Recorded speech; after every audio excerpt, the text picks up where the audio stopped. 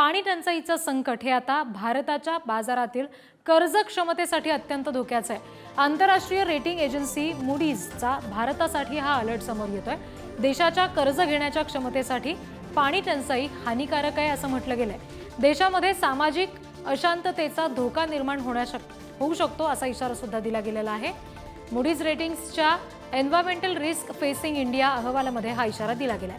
राष्ट्रीय राजधानी दिल्लीसह अनेक भागामध्ये भीषण पाणी टंचाई आहे। आर्थिक राजधानी मुंबईत सुद्धा फक्त 5% पाणीसाठा आहे आणि या सगळ्या पार्श्वभूमीवर हा अहवाल सादर केला गेलाय, एक इशारा दिला गेलाय।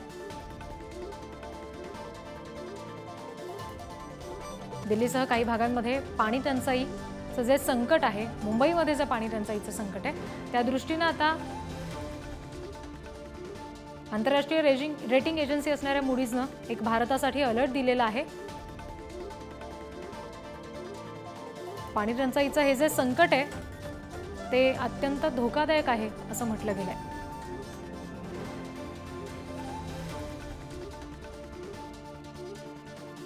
या सगळ्या संदर्भात बोलण्यासाठी अर्थतज्ञ भालचंद्र मुणगेकर सध्या आपल्याशी जोडले गेलेले आहेत।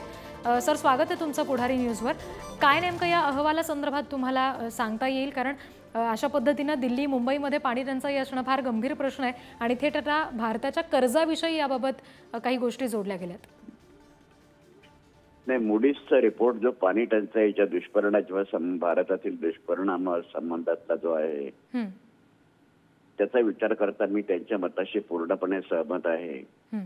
एक तर फार मोठ्या प्रमाणावर होणारी जंगलतोड आणि हवामानातील बदल यामुळे फार मोठ्या प्रमाणावर मोठ्या शहरांमध्ये दिल्ली, मद्रास, मुंबई यासारख्या शहरांच्या मध्ये फार मोठ्या प्रमाणावर पाणी टंचाई होईलच। परंतु एकूणच शेती आजही भारतातली पावसावर अवलंबून आहे। त्याचा विचार करता जर शेतीचं उत्पन्न कमी झालं तर एकूणच त्याचा परिणाम राष्ट्रीय उत्पन्नावर होईल आणि भारतातील कर्जफेड जे करायचे आहे त्याच्यावर त्याचा परिणाम होऊ शकतो।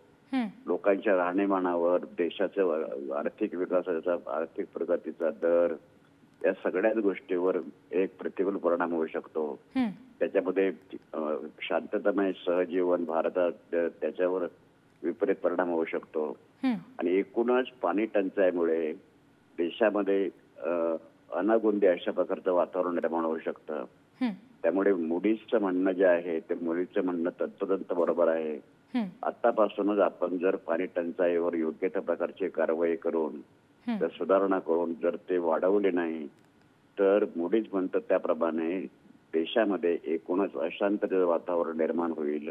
आर्थिक प्रगतीला खीळ बसू शकेल मोठ्या प्रमाणावर, कर्ज फेडणं फार कठीण होऊन जाईल आणि सर्वसामान्य माणसाच्या जीवनामध्ये जो बदल आपण घडवून आणू इच्छितो त्यांचा राहणीमानाचा स्तर उंचावू शकतो, त्याला फार मोठा त्याला विपरीत परिणाम होऊ शकेल।